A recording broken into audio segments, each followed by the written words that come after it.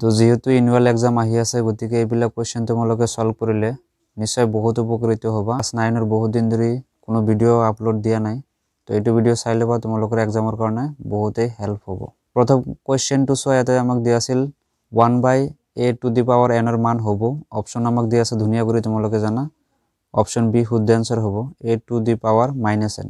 আটাইতকৈ সৰু পূৰ্ণ সংখ্যাটো হল কিমান হ'ব তোমালোকে অবভিয়াসলি জানা 0। ৰোমান সংখ্যাৰ 3 টো চোৱা, ইয়াতে দিয়া আছে 64⁴ এৰ মান হ'ব। এইটো মানটো ওলাব লাগিব, তোমালোকে প্ৰাইম ফ্যাক্টৰাইজেশন কৰিবা, কৰাৰ পিছত তোমালোকে ভ্যালুটো পাবা 8। তো ইয়াতে শুদ্ধ আনসাৰটো কি আছে 8 আছে। তলৰ কোনটো পৰিমেয় সংখ্যা হয়, ইয়াতে তোমালোকে যদি চোৱা অপশন সি শুদ্ধ আনসাৰ হ'ব। x⁵ - x⁴ প্লাস 3 বহুপদটোৰ মাত্ৰা হল, তো কি হ'ব হাইয়েস্ট পাৱাৰ কিমান আছে 5, গতিকে শুদ্ধ আনসাৰটো হ'ব অপশন ডি। তলৰ কোনটো ৰৈখিক বহুপদ হয়, একচুয়ালি ইয়াতে চোৱা ৰৈখিক বহুপদ থকাটো কোনটো আছে অপশন এ 2x + 3। মূলবিন্দুৰ স্থানাঙ্ক হল, মূলবিন্দুৰ স্থানাঙ্ক কি হ'ব অপশন ডি 0,0। y অক্ষৰ সমীকৰণ হল, y অক্ষৰ সমীকৰণটো কি হ'ব পাৰে x = 0। তলৰ কোণৰ পূৰক কোণ নহয়, পূৰক কোণ নহয় মানে কি যোনটো আমাৰ 90 ডিগ্ৰী নহব, তো ইয়াতে অপশন বি টো চোৱা 90 ডিগ্ৰী নহব, অপশন বি শুদ্ধ আনসাৰ হবে। ত্ৰিভুজ ABC এৰ যদি AB = AC আৰু এঙ্গেল B = 70 ডিগ্ৰী, তেন্তে এঙ্গেল A এৰ মাপ হ'ব। ইয়াতে চোৱা যেহেতু AB = AC হ'ব, গতিকে এঙ্গেল B 70 হলে এঙ্গেল C 70 হ'ব। 180 পৰা 140 মাইনাস কৰিলে 40 থাকিব, তো শুদ্ধ আনসাৰটো হ'ব অপশন সি। 11 নম্বৰটো চোৱা, যদি এটা সামুদ্ৰিকৰ কৰ্ণ দুডাল সমান হয় তেন্তে ই এটা কি হ'ব আয়ত হ'ব। যদি দুটা সামুদ্ৰিক একে ভূমি আৰু একে সমান্তৰাল মাজত থাকে তেন্তে সিহঁতৰ কালিৰ অনুপাত কি হ'ব 1:1। 13 এর শুদ্ধ আনসারটো হ'ব অপশন এ 90। 14 এর শুদ্ধ আনসারটো হ'ব অপশন বি। 15 এর শুদ্ধ আনসারটো হ'ব অপশন বি।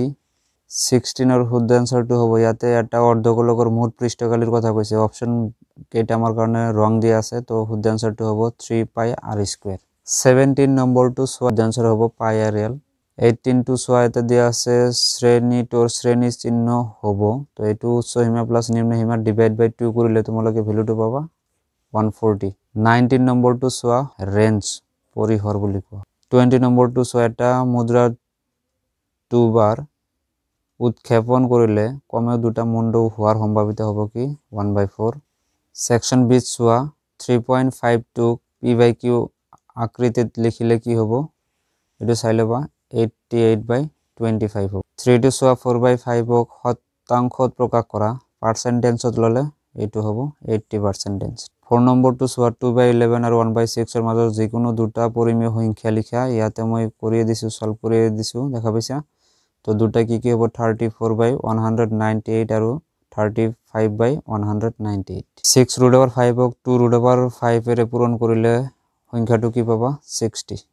সৰল কৰা 2^2/3 * 2^1/5। এইটো যদি আমি কৰো বেস আমাৰ সেমে আছে, তো পাৱাৰ বিলাক কি হ'ব প্লাস, এইটো ফ্ৰেকশনত হৈ যাব, তো এলসিএম ললে তোমালোকে ভ্যালুটো পাবা 2^13/15।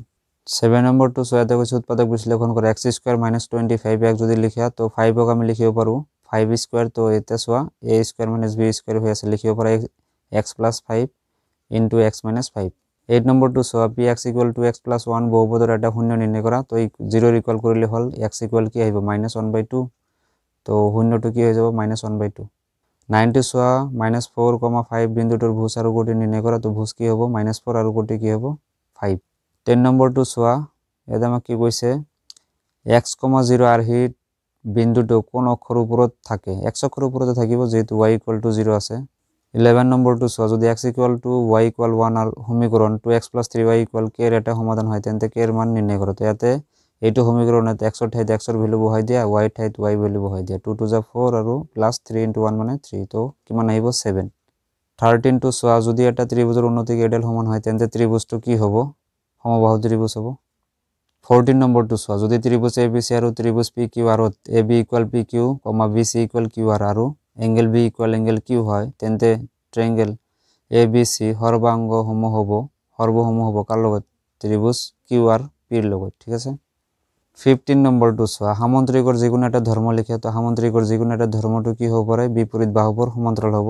16 চোৱা, চতুৰ্ভুজৰ চাৰিটা কোণৰ সমষ্টি কি বুলি কোৱা হয়, কিমান ডিগ্ৰী হয় 360। 17 চোৱা, খালি ঠাই পুৰা দিছে, তিনিটা মাত্ৰাৰ বহুপদক কি বুলি কোৱা হয় ত্ৰিঘাত। সামুদ্ৰিকৰ কালি কি হয় ভূমি ইনটু উন্নতি আৰ ৰোমান অঙ্কেৰ 3 টু চোৱা ড্যাশ এ এটা সামুদ্ৰিকক দুটা সমান কালিৰ ত্ৰিভুজত ভাগ কৰে কৰ্ণ তাৰপিছত চোৱা এ বি সি ডি এটা চক্ৰীয় চতুৰ্ভুজ যদি এংগেল বি ইকুয়াল 150 ডিগ্ৰী হয় তেন্তে এংগেল ডি কিমান হ'ব 30 19 নম্বৰটো চোৱা বেক আৰু ব্যাসাৰ্ধৰ সম্পৰ্কটো কি হ'ব ডি ইকুয়াল টু আইচাৰ 20 চোৱা সত্য আৰু অসত্য লিখিব দিছে এটা বৃত্ত সমতল আকৃতিৰ হয় সঁচা সত্য এইটো এ সেন্টিমিটার বাহু বিশিষ্ট সমবাহু ত্রিভুজের কালি কিমান হবো √3/4 a স্কয়ার 22 টু সোয়ার ব্যাসার্ধ বিশিষ্ট গোলক এটার আয়তন কিমান হবো r = 4/3 পাই r কিউব হবো 23 টু সোয়া এটা ঘনকর কাখর দৈর্ঘ্য 4 সেন্টিমিটার হলে ঘনকটির আয়তন কিমান হবো তো 4 সেন্টিমিটার হলে 4 কিউব করে দেয়া 64 সেন্টিমিটার কিউব হবো 24 টু সোয়া এটা আমাক দেয়া আছে উচ্চ সীমা প্লাস নিম্ন সীমা ডিভাইড বাই 2 এটা আমি কার ভ্যালুটো উলাও শ্রেণী সূচক एक्चुअली xi means শ্রেণী সূচক বুলি লিখিব পাৰা তো আজিৰ কাৰণে এইখিনি জিকেটা এমসিকিউ আছিল গোটেইখিনি সলভ কৰি দিলো যদি তোমালোকৰ থিওৰি পাৰ্টটো লাগে নিশ্চয় কমেন্টত জনাবা মই হেতু ভিডিও বনাই দিয়াৰ কাৰণে ট্ৰাই কৰিম থ্যাংক ইউ